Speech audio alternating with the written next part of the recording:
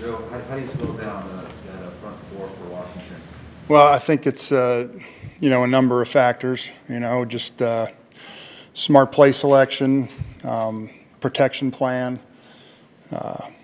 Those guys it's obviously a elite front.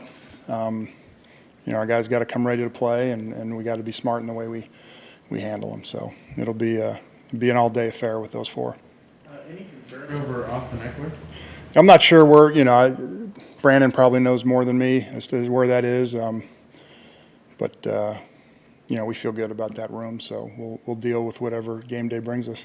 If Austin can't go, how has Justin Jackson progressed? And just, he hadn't played most of training camp. Yeah. Just what have you seen from him? Yeah, I think we feel good about what we saw, before he got nicked up, and he's come back and looks healthy and given us everything that we thought we saw before the injury. So feel good about Justin.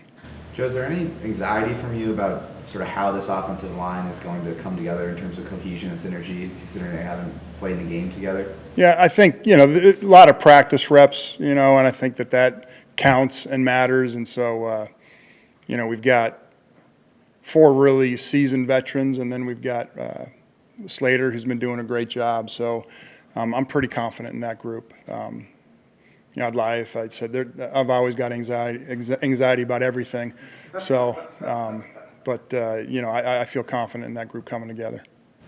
How do you feel like Rashawn Slater has grown during his time here?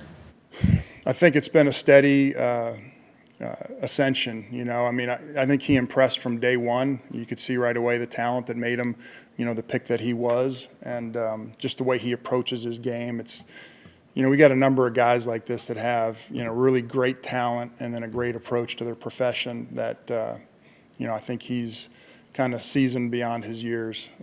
So I'm really excited to see him play. And, he's drawn a tough hand, for this first game. And, I think he's a mentally tough guy, and we think that he's going to battle and do a good job. And, I'm sure whoever he's blocking will win their share too, but I think, I feel fortunate to have him manning our left side.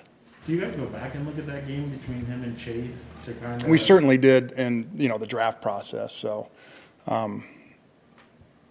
it's he knows the player. He's gone against him, so it won't be foreign to him, and I don't think it'll be too big for him either. So we'll get him settled in, and I think he'll do well.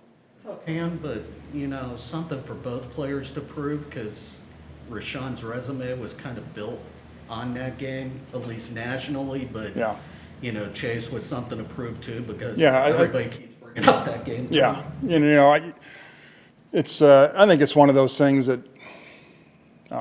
it's a good storyline, and there's probably some reality to it. I'm always thinking in the micro, like, take it one play at a time. And those stories are, I think that, like I said, they're good headlines. But it's, I think as a pro, every game, every play, you've got something to prove. And so, a lot of it is just tuning out the noise, not making it bigger than it is. Like, hey, you're a left tackle blocking a premium right end, and you're going to have a lot of these. So, just get used to it.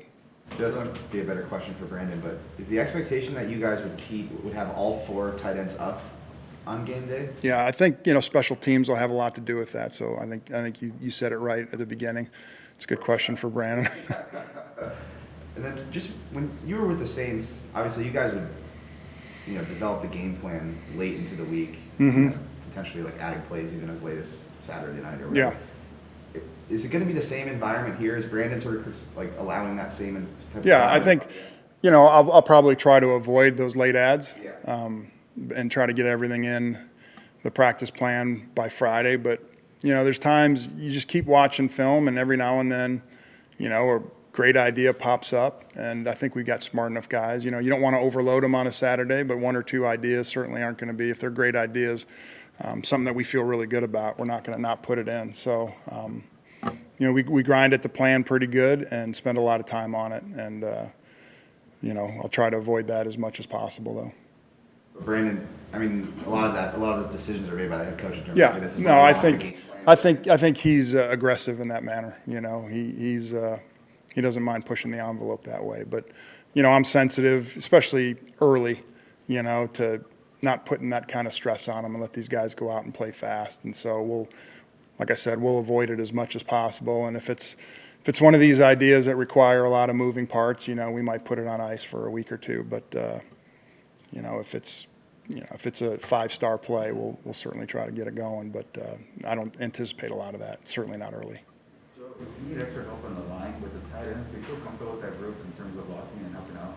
Yeah, I do. I mean, I think, like everything, we're going to tilt what we do to highlight their strengths, and so not ask them to do something they're not capable of. But I think that they've done a good job in camp, and so we've seen a lot of evidence of how they're playing versus our defense, and so we feel confident in those guys. For you, calling plays again, has that been pretty smooth out training camp and the preseason? Yeah. Yeah, it has. I think we got a really good staff here, between Shane and, Frank kind of heads up the run game, and with Sean's help and Derek's help and Kevin's help and the rest of the guys are kind of pitching in. So it's been a good group, good synergy on the staff, and so group effort, feel real good about it. From your perspective, obviously opening up a road is never easy, but what have you seen mentally from Justin Herbert as far as him preparing for year 2 and getting those reps in and being able to execute the way you all designed him to execute? Yeah, he's very smart and an extremely hard worker, and so he's kind of got a process in place, and you can just see his comfort level going in the huddle and calling plays. Every week going back to spring, it's just gotten better and better, and even during the week, we've cut down the verbiage quite a bit from what I was used to in New Orleans, but we still have some wordy plays, and he picks it up pretty quickly. So I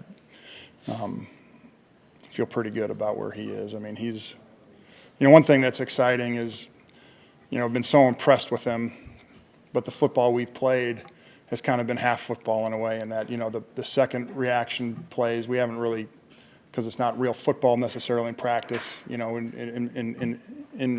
regards to sacks and everything. And so, when I watch film from last year and seeing him contain and make plays with his legs and his arm, I'm excited to see that element come alive as well. So with Mike Williams not having probably the back end of training camp, with dealing with that injury, do you feel like he's prepared for Sunday mentally and he understands? Yeah, certainly mentally. I think he's been locked in even with the injury. So he's not a guy that I've seen mental errors from. He kind of gets lined up and knows what to do.